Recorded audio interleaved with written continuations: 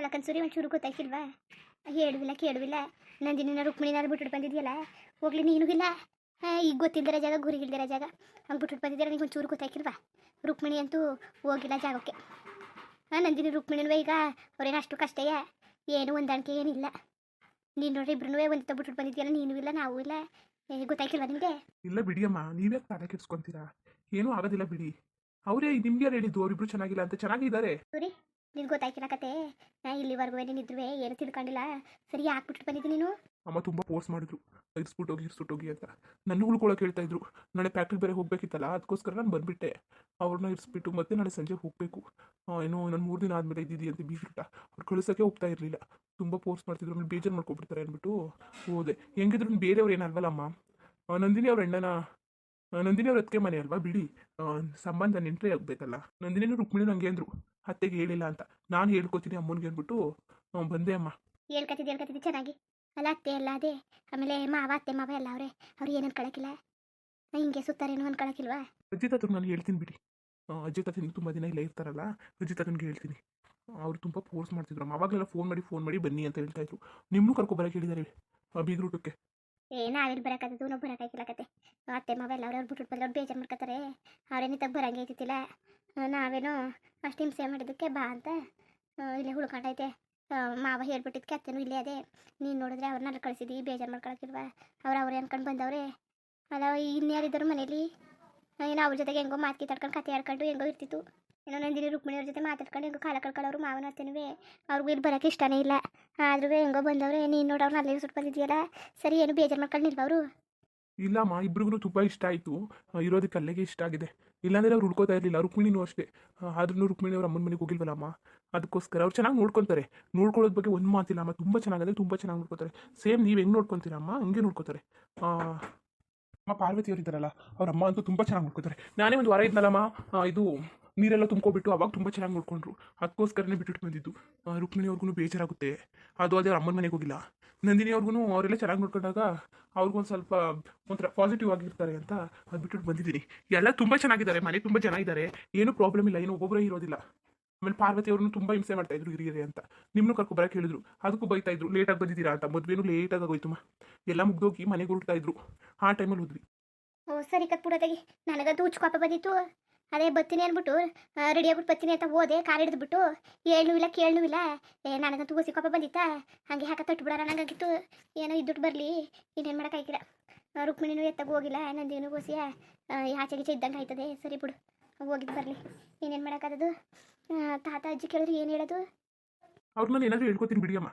ಅಜ್ಜಿ ಏನು ಕೇಳ್ತಾರೆ, ಎಲ್ಲಿಗೆ ಹೋಗಿದ್ದೀವಿ ಅಂದರೆ ಅವ್ರೇನು ಮಾಡ್ತಾರೆ, ಏನೂ ಮಾಡೋದಿಲ್ಲ. ಸೂರ್ಯದಾಗ ನೀನು ಇದ್ದುಡ್ಬೇಕಾಯ್ತು ಕಣ್ ಸೂರ್ಯಲ್ಲಿ. ಅವ್ರಿಬ್ಬರನ್ನೇ ಬಿಟ್ಬಿಟ್ಟು ಬಂದಿರೋದು. ಸರಿ ಅವರು ಹೊಂದಾಣಿಕೆ ಸರಿಯಲ್ಲ ಅಡ್ಜಸ್ಟ್ ಆದ್ರೆ ಅವರು ಇಲ್ವೋ? ಇಲ್ಲಮ್ಮ, ಅಡ್ಜಸ್ಟ್ ಆಗ್ತಾರೆ. ನನಗೆ ರುಕ್ಮಿಣಿನೂ ನಂದಿನೂ ಕಾಲ್ ಮಾಡಿದ್ರು ಬಂದಮೇಲೆ. ಅತ್ತೆಗೆ ಫೋನ್ ಮಾಡಿದ್ದೀನಿ, ಅವ್ರು ಇಬ್ಬರು ತೆಗಿತಾ ಇಲ್ಲ ಅಂತ ಹೇಳ್ತಿದ್ರು. ಫೋನೇ ತೆಗ್ದಿಲ್ವಂತಲ್ಲ. ಅಯ್ಯೋ ಸುರಿ, ಸೈಲೆಂಟ್ ಆಗ್ಬಿಡೋದೆ ನನ್ನ ಫೋನು. ಅದೆಲ್ಲಿ ಮಡಗಿದಾನೋ ಗೊತ್ತೇ ಐತಲ್ಲ. ಹುಡುಕಿ ಸಾಕಾಯ್ತು ನನಗೂ. ಅದಾಗ ಎಲ್ಲರೂ ಬಿದ್ದೋಗಿ ಅಂತ ಸುಮ್ಮನೆ ಆಗ್ಯವನಿ. ನಿಮ್ಮ ಅಪ್ಪನೂ ಹಂಗೆ ಅಂತಿದ್ರು, ಏನು ಇನ್ನೂ ಸೂರಿ ಬಂದೇ ಇಲ್ಲ ಅಂತ.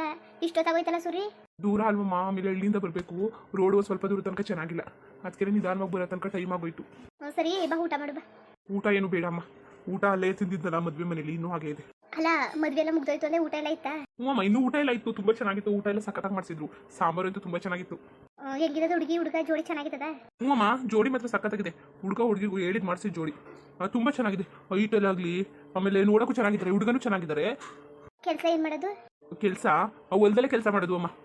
ಹಳ್ಳಿ ಅಲ್ವಾ, ಅಲ್ಲೇ ಕೆಲಸ ಮಾಡ್ಕೊಂಡಿರ್ತಾರೆ. ಹಳ್ಳಿಲೇ ಇರೋದಾ? ಹೆಂಗೆ ಮನೆ ಕಡೆ ಚೆನ್ನಾಗಿದ್ದಾರಾ? ಹ್ಞೂ ಅಮ್ಮ, ಮನೆ ಮಾತ್ರ ಸೂಪರ್ ಆಗಿದೆ.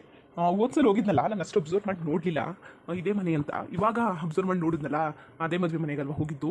ತುಂಬ ಚೆನ್ನಾಗಿದೆ, ಹಳೆ ಮನೆ. ಚೆನ್ನಾಗಿ ರೆಡಿ ಮಾಡ್ಕೊಂಡಿದ್ದಾರೆ. ಆಮೇಲೆ ಅವರಪ್ಪ ಇದ್ದಾರಲ್ಲ, ಅವ್ರ ಊರು ಚೇರ್ಮನ್ ಅಂತೆ. ಓ ಚೇರ್ಮನ್ರೇ? ದೊಡ್ಡವ್ರೇನಂಗದೆ? ಓ ದೊಡ್ಡವ್ರೇನಂಗದೆ? ಹ್ಞೂ ಅಮ್ಮ, ಪರವಾಗಿಲ್ಲ, ದೊಡ್ಡವ್ರೇನೆ. ಹುಡುಗಿ ಕಡೆ ಹೋಗಿರೋ ಹುಡುಗಿ ಕಡೆನೇ ದೊಡ್ಡವರೇ ಇರ್ತಾರೆ. ಇಲ್ಲ ಅಮ್ಮ, ದೊಡ್ಡವ್ರೇನಲ್ಲ. ಅವ್ರು ನೋಡಿದ್ರೆ ಪಾಪ ಬಡವ್ರೆ ಅನ್ಸುತ್ತೆ ಅಮ್ಮ. ನಾರ್ಮಲ್ ಆಗಿದ್ರು, ಅಷ್ಟೇನು ದೊಡ್ಡವ್ರೇನು ಅನಿಸ್ಲಿಲ್ಲ. ಮದುವೆ ಅಂತೂ ತುಂಬ ಚೆನ್ನಾಗಿ ಮಾಡಿದ್ರು. ದೇವಸ್ಥಾನನೂ ಚೆನ್ನಾಗಿತ್ತು. ನಿಮ್ಮನ್ನೂ ಕರ್ಕೋಗ್ಬೇಕು ಅನಿಸ್ತಾ ಇತ್ತು ಅಮ್ಮ. ನಿಮ್ಮನ್ನೂ ಕರ್ಕೊಂಡು ಹೋಗ್ಬೇಕಿತ್ತು, ನೀವು ಎಂಜಾಯ್ ಮಾಡ್ತಾ ಇದ್ರಿ. ಬನ್ನಿ ಅಮ್ಮ, ಕರ್ನಾಟಕ ಹೋಗಿ ಬರೋಣ ಕರೀತಿದ್ರು. ಬೇಡ ಕತ್ತೋಗಪ್ಪ, ಬೇಡ. ಇಲ್ಲಿ ತಾತ ಅಜ್ಜಿಯವರೆಲ್ಲ ಅವರೇ ಮನೇಲಿ ಇಲ್ದವ್ರೆ ಬೇಜಾರು ಮಾಡ್ಕೊತಾರೆ. ಈಗಲೇನು ನೆಡ್ತಿರ್ಬಿಟ್ಟು ಬಂದ್ಬಿಟ್ಟಿದ್ದಿ ನೀನು. ಇಲ್ಲಿ ಮನೇಲಿ ಯಾರು ಇರಲಿಲ್ಲ ಅಂದರೆ ಸುಮ್ಮನೆ ಅಲ್ಲಿ ಸುತ್ತಾ ಇರ್ತಾರೆ. ಆಮೇಲೆ ಹಿಂಗೆ ಸುತ್ತಾರೇನೋ ಇಲ್ದೇವ್ರು ಅಂತ ಅನ್ಕೋತದೆ. ಬೇಡ, ಇನ್ನೊಂದ್ಸರಿ ಯಾವತ್ತಾರು ಒಂದ್ಸರಿ ಹೋಗಿದ್ದು ಬರೋಕ್ಕಾಯ್ತದೆ. ನವೀನನು ಬಂದಿದ್ದ. ಹ್ಞೂ ನವೀನ ಅವ್ರು ಬಂದಿದ್ರು. ಹಂಗಾರೆ ಎಲ್ಲ ಚೆನ್ನಾಗಿ ಮಾತಾಡ್ಸಿದ್ರು, ನಿನಗೂ ಭಾರಿ ಇಷ್ಟ ಆಯಿತು. ಅಮ್ಮ ತುಂಬ ಅಂದರೆ ತುಂಬ ಇಷ್ಟ ಆಯಿತು. ಆ ಥರ ವಾತಾವರಣ ತುಂಬ ಇಷ್ಟ ಆಗುತ್ತೆ. ಇಲ್ಲೆಲ್ಲ ಕೆಲಸ ಮಾಡ್ಕೊಂಡು ಹೋಗಿರ್ತೀವಲ್ಲ, ದಿನ ಇದಿದೆ ಟ್ರಾಫಿಕ್ ನೋಡಿ ನೋಡಿ ಬೇಜಾರಾಗ್ಬಿಟ್ಟು ಅಲ್ಲಿ ಒಂಥರ ನೋಡಿದ್ರೆ ಒಂಥರ ಡಿಫ್ರೆಂಟ್ ಆಗಿರುತ್ತೆ. ಸರಿ ಬೈಲಿ, ಊಟ ಮಾಡಿ. ನೀನು ಎಲ್ಲಿಗಾರು ಹಳ್ಳಿಗೆ ಹೋಗಿ ಬಂದ್ಬಿಟ್ರೆ ಇದನ್ನೇ ಹೇಳ್ತೀನಿ.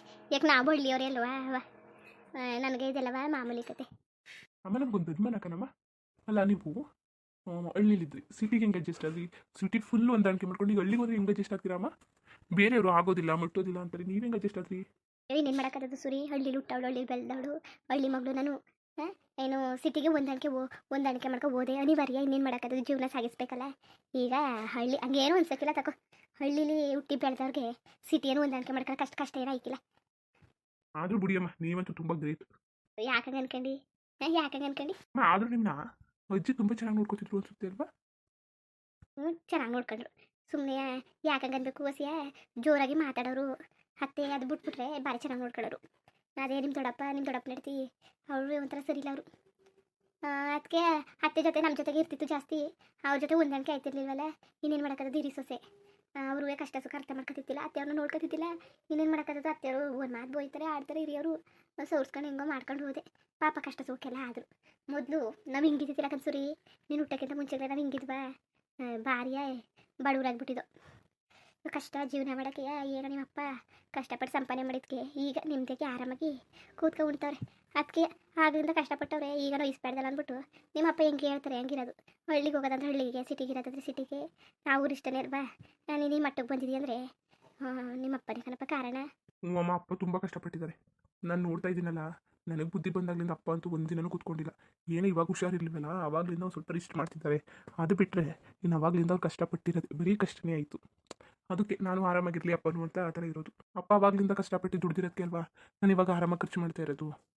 ಕನ್ಸೂರಿ ನಾನೊಂದು ಮಾತು ಹೇಳ್ತೀನಿ, ಹಿಂಗಂತದಲ್ಲ ಅಮ್ಮ ಅಂತ ಬೇಜಾರು ಮಾಡ್ಕೋಬೇಡ. ದುಡ್ಡ ಇತಿಮಿತಿಲಿ ಬಳಸು, ಸುಮ್ಮನೆ ಇದಕ್ಕೆ ವೇಸ್ಟ್ ಎಲ್ಲ ಖರ್ಚು ಮಾಡೋಕೆ ಹೋಗ್ಬೇಡ ಕನ್ಸೂರಿ. ನಂದಿನಿಗೆ ರುಕ್ಮಿಣಿಗೆ ಗೊತ್ತಾಯ್ತಿಲ್ಲ, ಅವರು ಅದು ಖರ್ಚು ಮಾಡು ಮಟ್ಟು ಅಂತಾರೆ. ಬಟ್ಟೆ ಅದು ಇದಕ್ಕೆಲ್ಲ ಜಾಸ್ತಿ ಖರ್ಚು ಮಾಡೋಕೆ ಹೋಗ್ಬೇಡ. ಬೇಕು ಬಟ್ಟೆ ಬೇಡ ಅಂತಲ್ಲ, ಹಬ್ಬ ಹುಣ್ಣಿಮೆಗೆಲ್ಲ ತಗೊಳ್ಳಿ, ಸಣ್ಣ ಪುಟ್ಟವಕ್ಕೆಲ್ಲ ತಗೊಳಕ್ಕೆ ಹೋಗ್ಬೇಡ. ಕಷ್ಟಪಟ್ಟು ಅದನ್ನು ಎರಡೆರಡನ್ನ ಮದುವೆ ಆಗ್ಬಿಟ್ಟಿದ್ದಿ, ಇಬ್ಬರು ನೋಡ್ಕೋಬೇಕು, ಸಾಕಬೇಕು, ಜೀವನ ಕಷ್ಟ ಕನ್ಸೂರಿ. ಅದು ಅದೇ ಕಷ್ಟಪಟ್ಟು ಗೌರ್ಮೆಂಟ್ ಕೆಲಸ ತಗೊಂಡಿದ್ದೆ, ಅದನ್ನು ಕಳ್ಕೊಂಡಿದ್ದಿ. ಏನಾದೇನು ಜೀವನ ಅಲ್ಲ.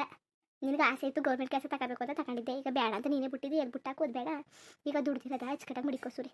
ನಿಮ್ಮಪ್ಪ ಆಗಿಂದ ಖರ್ಚು ಮಾಡಿಲ್ಲ, ಕೂಡಿಸಿ ಹೆಚ್ಚಾಗಿ ಮಾಡಿ ನಿನಗಾಗಿ ಮಡ್ಗವ್ರೆ. ಸುಮ್ಮನೆ ಅವ್ರು ಕಷ್ಟಪಟ್ಟು ಬೆವ್ರರ್ಸಿರೋದು ಅದನ್ನೇ ಮಾಡ್ಬೇಡ ಕನ್ಸೂರಿ. ಕಷ್ಟಪಟ್ಟು ಫ್ಯಾಕ್ಟ್ರಿ ಮಾಡೋರೆ, ಅದನ್ನು ಚೆನ್ನಾಗಿ ನೋಡ್ಕೊಂಡೋಗು. ನಿಂದ ಅಮ್ಮಯ್ಯ ನಿಜವಾಗಿ ನೋಡ್ಕೊಂಡೋಗು. ಸುಮ್ಮನೆ ಕಾಲ ಕಡಿಬೇಡ. ಆಮೇಲೆ ಟೈಮ್ ಪಾಸ್ ಮಾಡಬೇಡ ಕಣಪ್ಪ. ಸುಮ್ಮನೆ ಎಲ್ಲೆಲ್ಲಿ ಕೂತ್ಕೊಂಡು ಕಾಲ ಕಳೆಯೋದು, ಮನೇಲಿ ಕೂತ್ಕೊಂಡು ಕಾಲ ಕಳೆದಂಗೆ ಎಲ್ಲ ಮಾಡೋಕೆ ಹೋಗ್ಬೇಡ. ನಿನ್ನ ಜೀವನ ಮುಖ್ಯ. ಯಾರಿಗೆ ಹೇಳೋನು ನಿನಗೆ ಅಲ್ವಾ ಹೇಳೋದು. ನೀನು ಉದ್ಧಾರ ಆಗತ್ತಾನೆ ಹೇಳೋದು. ಹೊಸ ಅರ್ಥ ಮಾಡ್ಕೋಸೂರಿ. ಈಗ ಫ್ಯಾಕ್ಟ್ರಿ ಹೆಂಗೆ ನೋಡ್ಕೊತಿದ್ದಿ ಏನೋ ಎಲ್ಲ ನಿನ್ನ ಕೈಗೆ ಒಪ್ಸಿವಿ, ಜವಾಬ್ದಾರಿ ಎಲ್ಲನೂ. ನೀನು ಮಾತ್ರ ಹಾಳು ಮಾಡೋಕೆ ಹೋಗ್ಬೇಡ. 1 ರೂಪಾಯಿನೂ ಜಾಸ್ತಿ ಖರ್ಚು ಮಾಡೋಕೆ ಹೋಗ್ಬೇಡ. ಖರ್ಚು ಮಾಡೋದ ಪ್ರತಿಯೊಂದು ಲೆಕ್ಕ ತಗೋ.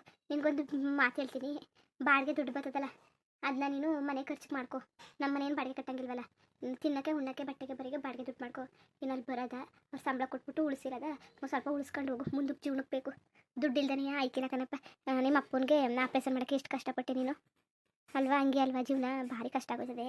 ಒಂದ್ಸಲ ಕಷ್ಟ ಬಂದ್ಬಿಟ್ರೆ ಸಾಯಂಗಾಗ್ಬಿಡ್ತದೆ. ನಾನು ಕಷ್ಟಪಟ್ಟಿನಿ, ಭಾರಿ ಕಷ್ಟಪಟ್ಬಿಟ್ಟಿನಿ. ಅದಕ್ಕೆ ಆ ಕಷ್ಟನ ನನ್ನ ಮಗ ಪಡ್ಬಾರ್ದು ಅಂದ್ಬಿಟ್ಟು ಹೇಳ್ತಿರೋದು. ಬಿಡಿ ಅಮ್ಮ, ಇಷ್ಟೆಲ್ಲ ಯಾಕೆ ತಲೆ ಕೆಡಿಸ್ಕೊತೀರ? ನೀವು ತಲೆ ಕೆಡಿಸ್ಕೊಬಿಡಿ. ನಿಮ್ಗೆ ಗೊತ್ತಲ್ವ ನನ್ನ ಬಗ್ಗೆ. ನನಗೋಸ್ಕರ ನಾನು ಏನು ಜಾಸ್ತಿ ಖರ್ಚು ಮಾಡ್ಕೊಳ್ಳಲ್ಲ ಅಮ್ಮ. ಗೊತ್ತಾಯ್ತು ಸೂರಿ, ನಿನಗೋಸ್ಕರನೇ ಖರ್ಚು ಮಾಡ್ಕೊಳ್ಳಲ್ಲ ಅಂತ. ಕಷ್ಟ ಅಂತ ಬಂದ್ಬಿಟ್ರೆ ನೀನು ಮುಖ ಏನು ನೋಡೋಕ್ಕಿಲ್ಲ. ಅವ್ರಿಗೆ ಕೊಟ್ಬಿಡ್ತಿದ್ದಿ. ಹುಸಿಯ ಸ್ನೇಹ ಅಂದ್ರೂ ಹುಸಿ ತಿಮಿತಿ ಇರಲಿ ಸೂರಿ. ನಿನ್ನ ಫ್ರೆಂಡ್ಗಳಿಗೆಲ್ಲ ಭಾರಿ ದುಡ್ಡು ಕೊಟ್ಬಿಟ್ಟು ಸಂಬಳ ದುಡ್ಡನ್ನೆಲ್ಲವೇ ಕೆಲ್ಸಕ್ಕೆ ಹೋದಾಗ ಕೈಗೆ ದುಡ್ಡೇ ಬಂದಿಲ್ಲ. ಹಾಗೆಲ್ಲ ಮಾಡೋಕೆ ಹೋಗ್ಬೇಡ. ಹಂಗೆ ಮಾಡೋಕ್ಕೋದ್ರೆ ಒಂದೊಂದ್ಸರಿ ಲಾಭ ಆಯಿತು, ಒಂದ್ಸಲ ನಷ್ಟ ಆಯಿತು. ಸಂಬಳ ಕೊಡೋಕೆ ಏನು ಕೊಟ್ಟು ಅವ್ರಿಗೆ? ಕೆಲಸ ಮಾಡಿಸ್ಕೊಂಡು ಹಂಗೆ ಕಳ್ಸೋಕ್ಕದ? ಹುಸಿ ಬ್ಯಾಲೆನ್ಸ್ ಮಾಡ್ಕೊಂಡು ಹೋಗು. ಸರಿ ಬಿಡಿ ಅಮ್ಮ, ನೀವು ತಲೆ ಕೆಡಿಸ್ಕೊಬೇಡಿ. ನಾನು ಇದೀನಲ್ವಾ, ನೀವು ಅದ್ರ ಬಗ್ಗೆ ಎಲ್ಲ ತಲೆ ಕೆಡಿಸ್ಕೊಬೇಡಿ. ಆರಾಮಾಗಿ ನೀವಿರಿ. ಮುಂದುವರಿಯುವುದು. ಹಂಗೆ ವಿಡಿಯೋ ಹಿಂಗೆ ತಂದುಬಿಟ್ಟು ದಯವಿಟ್ಟು ಕಮೆಂಟ್ ಮಾಡಿ ತಿಳಿಸಿ. ಇನ್ನು ನಮ್ಮ ಚಾನಲ್ಗೆ ಸಬ್ಸ್ಕ್ರೈಬ್ ಮಾಡ್ಕೊಂಡಿಲ್ಲ, ದಯವಿಟ್ಟು ಸಬ್ಸ್ಕ್ರೈಬ್ ಮಾಡ್ಕೊಂಡು ನೋಡಿ. ಹಂಗೆ ಲೈಕ್ಗೂ ಸಪೋರ್ಟ್ ಮಾಡಿ. ಎಲ್ಲರಿಗೂ ಧನ್ಯವಾದಗಳು. ನಮಸ್ಕಾರ. ಇಷ್ಟ ಆದರೆ ಒಂದು ಲೈಕ್ ಕೊಟ್ಬಿಡಿ. ಬರೋದ ಮತ್ತೆ.